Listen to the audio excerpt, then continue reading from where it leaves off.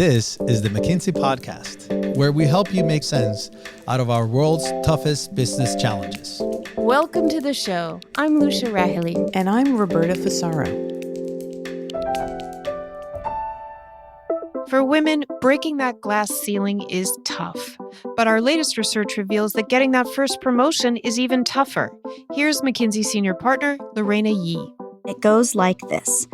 48% of corporate America's entry level are women.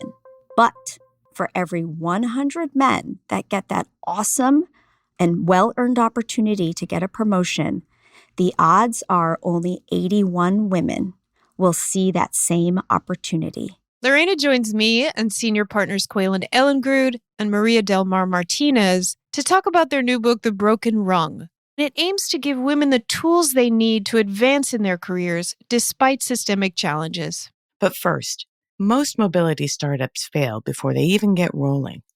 McKinsey's latest research about growth in the mobility sector is a must-read if you want to buck the odds. And keeping with the mobility theme, we also have some great research about what the European automotive industry has to do to stay competitive. Check it out on McKinsey.com. And now, let's hear about The Broken Rung. Maria, welcome to the podcast. And Quaylen and Lorena, welcome back. Thank you. Thanks. Thank you for having us. First, congratulations on the launch of your new book, The Broken Rung. Thank you for carrying the torch, even through what may sometimes seem like dark stretches for some of us. Would each of you just say a few words before we get into the research about what compelled you to write The Broken Rung? Why this book and why now? Quaylen, let's start with you. I think the biggest thing for me was as I was sharing some of the gender equality research we've done over the last decade, I was struck at how often it was new news to even senior leaders who've been in this space for a long time. I also have 3 young daughters, 12, 9, and 9, and just hoping that as they enter the workforce, they don't encounter that same broken rung across their careers. And Maria, what about you? So for me, it was this sense of needing to put together all the experience we had accumulated over the years. We had published so much on different dimensions, what companies could do, what women could do, level of ambition, types of careers, but just bringing it all together and bringing some inspirational stories that not only have the facts, but also put life to it. Maria, do you have daughters? I don't. In fact, I have 3 boys. And what I expect is that they're champions for the next generation. And I think some of the learnings are also important for them as they develop their careers. Lorena, you've got boys. How do you think about why men should read this book as well? I think this is a book for women and men. And part of this is building the education of how a family or how a couple wins in the workplace. And that's giving space for both people, both men and women. This is really interesting because most leaders are men, but it's probably also a statistical reality that most men are not senior executives. In fact, many men may also feel thwarted in their attempts to advance, right, and secure financial stability. We hear a lot about that in the U.S. right now. Acknowledging that women are likely your target audience, how could male colleagues or peers benefit from reading this book? 70% of employees are at that entry level. So the vast majority of men and women are at the entry level in companies, looking up, looking at how to advance their careers, get promoted. And I think so many of these chapters are really around how women, and to your point, men can take action, make the best decisions for themselves, make those trade-offs. Now, let's turn a bit to the book itself, right? So Lorena, talk to us about exactly what we mean when we use the phrase broken rung. Oftentimes, when we visualize our career over time, we imagine a ladder, and every promotion is a step up that ladder. Now, with that image in mind, imagine what it feels like if the first step is broken, completely destroyed. In 2015, when we were doing the Women in Workplace research, my colleagues and I were looking at the data, and we were very focused on the data at the top, that glass ceiling, how many women are in the C-suite, how many women are CEOs. And then we just, staring at the data, said, wait a second, Something is happening in the beginning, and it goes like this. 48% of corporate America's entry level are women. But for every 100 men that get that awesome and well-earned opportunity to get a promotion, the odds are only 81 women will see that same opportunity. And for women of color, that's 65 Latina women and 54 Black women. So it gets worse and worse as you think about women of color. Why don't you say a little bit about the factors that contribute to that rung being broken and staying broken? Describing the first rung on a career ladder being broken can maybe sound a bit depressing. It's not meant to be depressing. It's meant to be factual.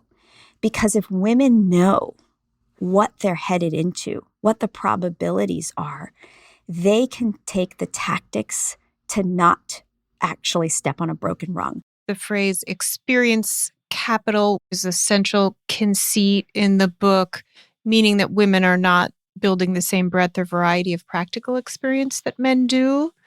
Can you expand a bit on that? So experience capital is the wisdom, knowledge, experience that you build on the job. And because women are not building as much of that experience capital and it's not being recognized as fully, there is a gap there on the experience side. And so each of the chapters is a different lens on how can you build that experience capital more systematically and more strongly across a career.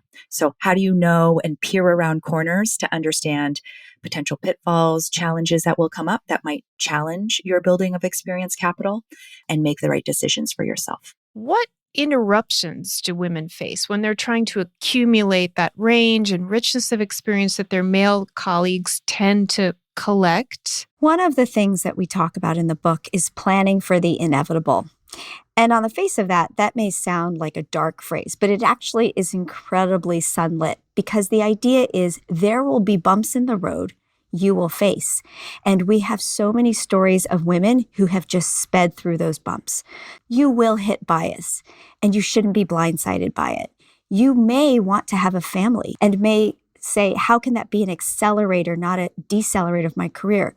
You probably will live longer than men. Statistically, women live longer than men. You may want to work longer than 65. How do you think about the longevity of not just your financial health, but also your career health? So there are many things over the course of a whole lifetime.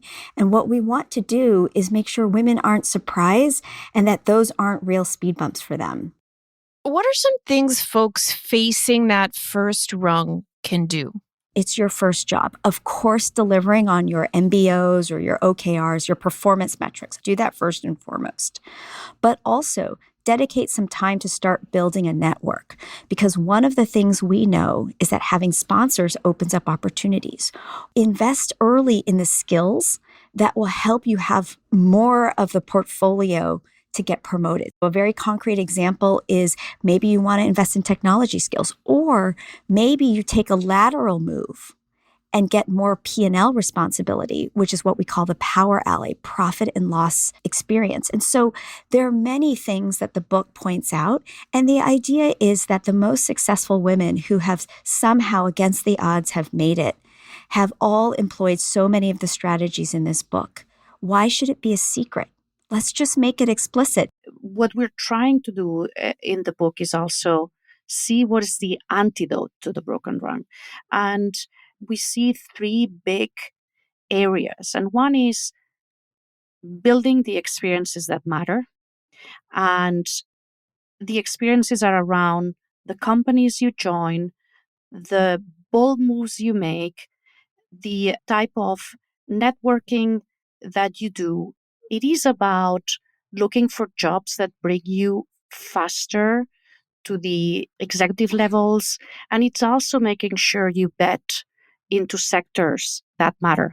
And there's also other parts around skills that they will need to build and areas that they will need to try to avoid or at least prepare for what we call the inevitable.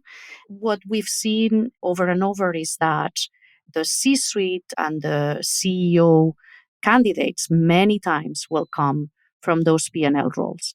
So the earlier you get exposure to that, the earlier you might be considered to one of the key leadership roles in a company. One of the chapters in particular is about networking. And we know that women have more narrow and more junior networks than men, but both men and women can really invest in their networks, activate them, spend some real time creating relationships, asking for help, asking for information as they explore other careers potentially. That networking aspect, I think, applies to all. Another piece is around bias, unconscious bias, conscious bias, internal bias, external bias. I think allies, active allies, can be such a differentiator. And of course, male active allies are just as important and critical to this solution. Let's talk about motherhood. There's a chapter in the book on it. It's something that can feel like hitting a speed bump for many women in their career. Maria, can you share some thoughts about how to manage motherhood while working or while thinking about returning to work from parental leave? I think, one, you need to be prepared that this could decelerate you. But if you prepare for it, if you work through it, meaning prepare for the comeback during the period you might be off, and then address some of the key questions when you come back, I think you might be much more ready to avoid the bump. And I think it's making sure that you leverage all the potential support your company might give you, making sure you communicate well with your sponsors on what you're going to do, how long you're going to do it, how do you want to stay connected somehow, yes or no.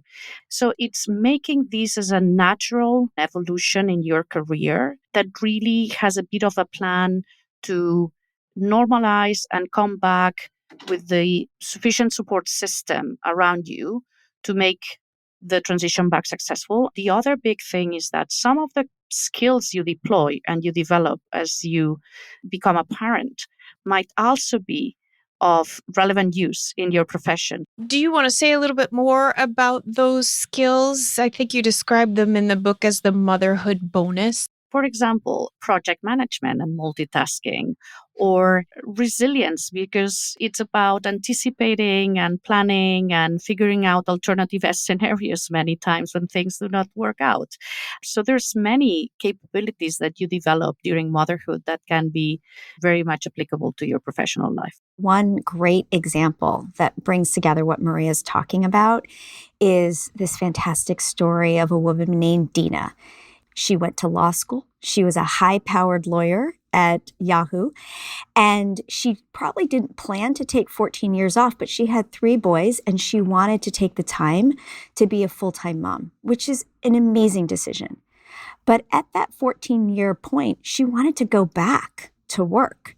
And she used all of those skills that Maria described, empathy, collaboration, some of the things that she learned in terms of leadership in her volunteer work, plus her own personal resilience and grit and her earlier academic education as a lawyer. And she reboarded into a program at LinkedIn, and she's a thriving leader at LinkedIn right now. And so we often think of those stories as urban legend. And I think one of the reasons we were excited to share it in the book is it does happen. It doesn't happen easily. Like anything, whether you stay in the workplace or you take a break and leave for something else, it takes hard work, but it's absolutely feasible. Quaylen, the book talks about a motherhood penalty. Can you share some thoughts about that in particular? I think we do see around the world what we call a motherhood penalty. Women are less likely to get the job, the promotion, and a fatherhood bonus, right? Men who have children are perceived as more trustworthy, more capable, and they do get promotions at higher rates and higher wages. And so if we see that in the data, how do we actually use this motherhood, the planning before, during, and after, that kind of round trip ticket, to make sure that this isn't as much of a speed bump as it has been in the past? This concept of a speed bump, it's very visual, but there are ways that you invest to make that maybe just a slight curve in the road. And some of the things is thinking ahead on the skills that matter over time. We know from our research that 12 million occupations are likely to change fairly dramatically between now and 2030. That's a fact. As those occupations change, there are skills that set you up to do better as jobs move and as jobs transform. And one of those skills, not all, but one of them is technology.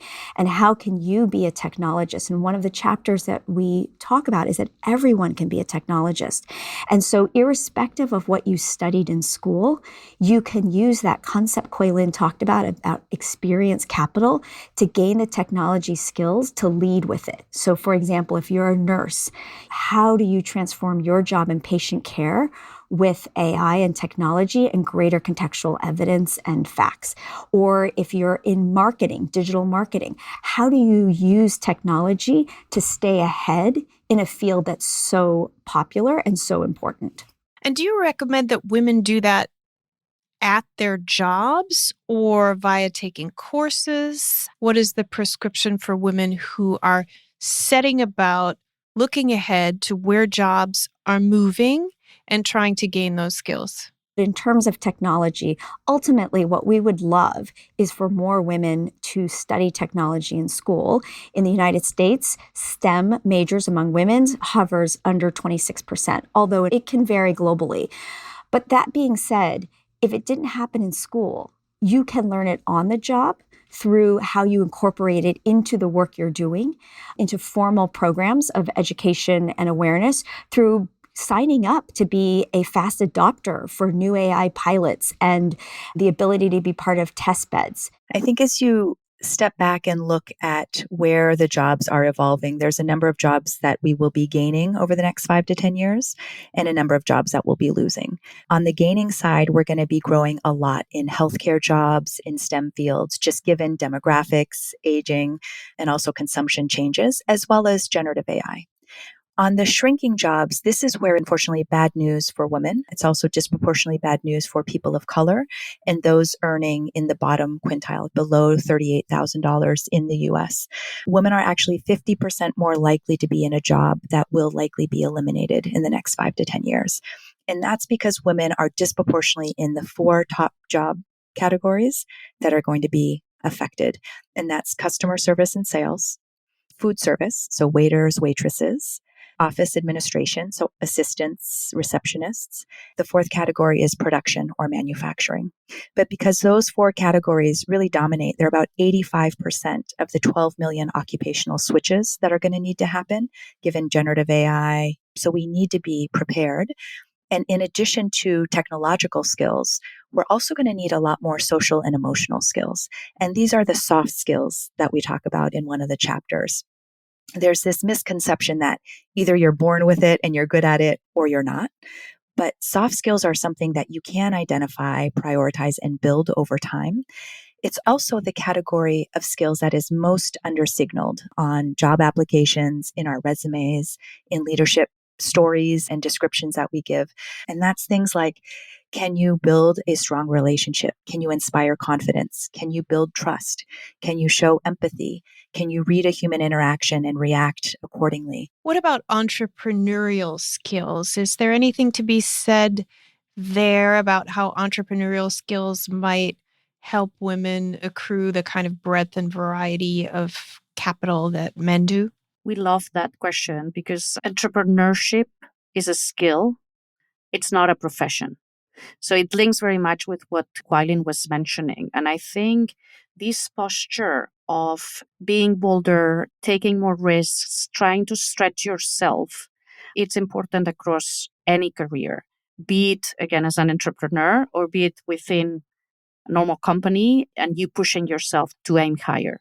So I think this concept of innovation, of optimism, of resilience that we were talking about, I think it's something that women need to learn to also progress faster in their careers. What's the best way for women to signal that they have developed certain skills? Signaling is always hard because there are 2 things that probably have to happen at the same time, one in your control and one not in your control. One is to get the practice of how do you talk about your accomplishments in the right way.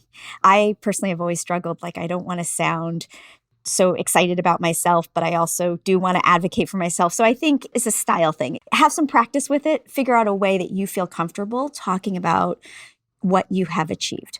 On the other hand, that's not enough. You also need people around you, peers, managers, leaders, other people outside of your company to also be saying, oh, did you see that podcast that Lucia just did? That was remarkable. And so it's not one thing, it's a couple things that have to happen together. And what I would say is the first couple of times you are advocating for yourself or sharing, you might mess it up. Don't worry. It's okay. Try it again. We know from the Women in the Workplace research, Lorena, that you have led, that women are positively ambitious, and that the myth that women are less ambitious as their male peers is a myth. What can we do to correct this misconception? Bet on your own potential. And I say potential, not performance, because one of the cliches is that women look to have their full performance qualifications ready before they raise their hand. And it's really important to know that the vast majority of people will have a mix of performance and potential. But the other thing is I can only raise my hand so many times. If nobody is opening a door or window for me, it's a little bit tough. And so one of the things that we talk about is we often find that women are over-mentored and under-sponsored, meaning they're inspired by people. Maybe someone took them to coffee, shows an interest in them. That's wonderful. And the next level, which is so valuable, is sponsorship, which is opening those windows and doors. But actually, there are a whole bunch of micro actions that open opportunities, letting someone present, redirecting the conversation to you, giving you a high stakes, high visibility project, giving you a sense of what's around the corner. It occurs to me, Lorena, listening to you, that McKinsey is like many talent academy organizations, very purposeful about giving junior level consultants a range of exposure and experiences functionally and in different sectors, even in different geographies through the rotational model. Are there examples of how companies successfully develop their employees? Quaylin. It's absolutely true that companies that invest in cross-functional rotation, different roles, different experiences, stretching their employees across different groups, are what we call people and performance winners. They help their people develop at higher rates. A few other characteristics of companies that help employees grow and do well across a career, they actually invest in employee learning and development, whether that is a certain amount of time every week or an expectation of mutual feedback or just continuing learning. That is a high priority in the company. And then the third characteristic of these companies that help you really accelerate your career are they have a very clear strategy and they execute it. And you can see that relative to competitors or in some of their financial performance. And if you're picking a company at the very beginning of your career, oftentimes you think, oh, I want to make sure I have the right boss. I want to make sure I have the right role. And actually, we're finding what is more important is actually the company. Is there room and space to grow? Are they investing deeply in the employees? That actually statistically has a stronger impact on your lifetime earnings and career trajectory than your immediate boss. A boss can have a great impact for a year or two, but typically not 5, 10, 15 years, which hopefully a company, if chosen well, can have. Suppose now we look from the other side and say, I'm a leader or even a manager looking to enable career development for women in my function or on my team. What are some steps that I might take that are easy to execute on, practically speaking, even if I'm not in a large talent academy organization? I think a few things that really help are giving very clear and direct feedback. Some of the insights we've gleaned over the years from women in the workplace is that women tend to get less tough feedback, and people of color as well. And so just sharing as a leader, clear feedback across all of your team members, I think is critical. And then looking for broader exposure, advocating for them to get on a project where they might get exposure to new leaders, more of a cross-functional view. And then finally, helping them navigate more broadly, build their network, warm introductions to other people inside, outside the company that they might want to get to know. I think just being an advocate more broadly can be so critical as a leader of a group. How optimistic are you after having been immersed in this research that this new generation, at least coming up now, will be able to climb the career ladder more successfully without getting as tripped up as we have for so many decades now? This is a long road. It took us a long time to get here. It's a long path of progress ahead. I think just arming ourselves with the right information so we can each make the best decisions for ourselves is a huge part of the solution, but it might take a couple of generations to get there. If we think about it, women have been never as prepared as they are today, right? They're even more prepared than men on average. If you look at college degrees, if you look at how they're even getting their grades. Like Quaylin and Maria, I am optimistic. And this book is a contribution to just try and decode some of the strategies and tactics that will help women succeed and will help leaders create more equal workforces. It's not a linear journey to get there, but I am optimistic that we'll get there. And some of the stories that we have in the book just give me even more optimism because women have figured out a way to succeed in spite of it for years and years. And so when we make this transparent, I think even more women will succeed. Quaylin, Lorena, and Maria, thanks so much for joining us. Thank you. It's been a pleasure. Thank you. Thank you for having us. Thanks. Thanks so much for listening to the McKinsey podcast. I'm Lucia Rahili. And I'm Roberta Fasaro. Find us on McKinsey.com. We'll have a transcript of this episode up shortly. And download the McKinsey Insights app, where you can find this podcast and other helpful content updated daily. If you enjoyed the show, we'd love for you to leave a rating and a review. We'll see you in 2 weeks.